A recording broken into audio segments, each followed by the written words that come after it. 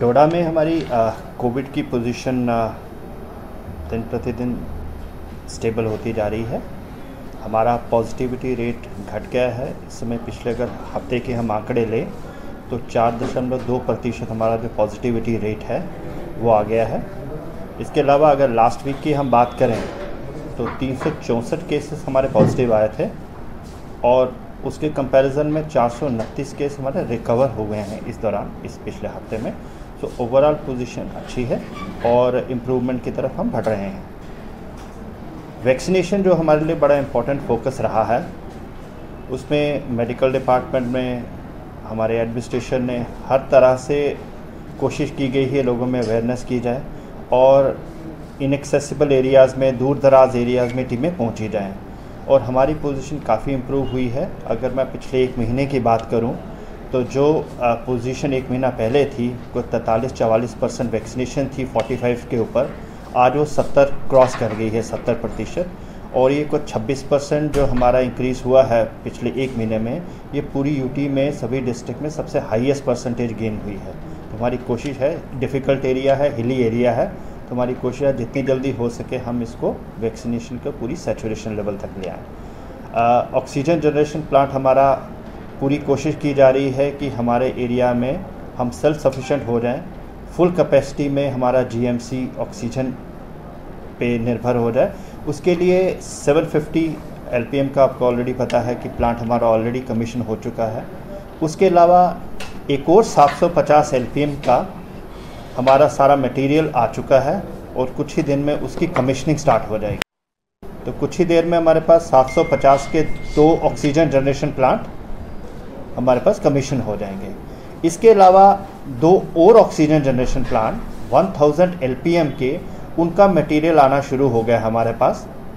कुल मिला के 4 ऑक्सीजन जनरेशन प्लांट अरेंज हो चुके हैं, गवर्नमेंट ने हमारे लिए डोडा के लिए दिए हैं।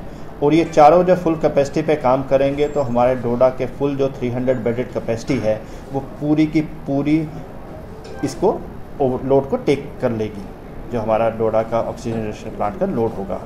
तो ये एक मेजर डेवलपमेंट हुई है पिछले दिनों में, तो उसको फॉलो किया जा रहा है और उसको वार फुटिंग पे काम उस पर हो रहा है।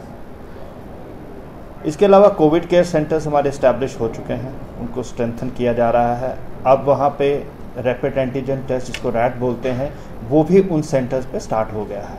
ट्रेन स्टाफ हो चुका है और आजकल जो फिगर्स आ रही हैं, काफ़ी मात्रा में जो हमारे टेस्ट हैं वो उन पंचायत लेवल सेंटर्स पे हो रहे हैं।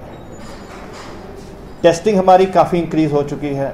जो टेस्टिंग कुछ 1 महीना पहले 300-400 के करीब होती थी, आज 3 टाइम्स हो चुके हैं। इस समय एवरेज 1200 से 1300 के करीब टेस्टिंग होती है।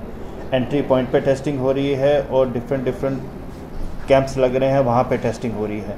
टेस्टिंग इंक्रीज़ होने की वजह से ये है कि हमें ट्रैकिंग हो रही है कि केसेस कौन सा पॉजिटिविटी की तरफ बढ़ रहा है, हम उसी को टैकल कर रहे हैं। इसके अलावा जो जिन केसेस में ज़्यादा हमारे पास केसेस आए हैं, हमारे वो माइक्रो कंटेनमेंट जोन बनाए जाते हैं। और अब ऐसी पोजीशन में हम आ गए हैं कि कई माइक्रो कंटेनमेंट जोन्स को हम डी नोटिफाई करने जा रहे हैं, क्योंकि उनमें ऐसी पोजीशन अब आ गई है कि कहीं फर्दर ट्रांसमिशन नहीं है और जो हमारी टेस्टिंग है वो भी उस लेवल पे पहुंच चुकी है जिस लेवल की रिक्वायरमेंट थी। ओवरऑल पोजीशन ठीक है। हिदायत दी गई है इन्फोर्सिंग एजेंसीज़ को, क्योंकि लॉकडाउन रिस्ट्रिक्शंस ईज़ हो गई हैं, तो वो एनफोर्स अच्छी तरीके से करें। फाइन्स की पोजीशन इम्प्रूव हुई है हमारी, कुछ FIRs भी लगी हैं, लेकिन और उनको कहा गया कि सख्ती से आप इसको करें, क्योंकि सारी चीज़ें इकट्ठी होके ही काम हो पाएगा। लोग अवेयर हों, लोग खुद से अपनी रिस्पॉन्सिबिलिटी समझें। जो खुद से रिस्पॉन्सिबिलिटी नहीं समझ रहे हैं उसके लिए एनफोर्समेंट हमें कड़ी करनी पड़ेगी, ताकि हमारी जो पोजीशन सुधर रही है वो उसी रफ्तार से सुधरती जाए और हमारा पूरी तरीके से लोग जो हैं वो नॉर्मल रूटीन में आ जाएं, अपनी इकोनॉमिक एक्टिविटीज़ को शुरू करें और उनको बढ़ाएं, ताकि जो पहले पोजीशन होती थी 2020 से पहले, वो पोजीशन फिर से जल्दी आ जाए। Thank you sir.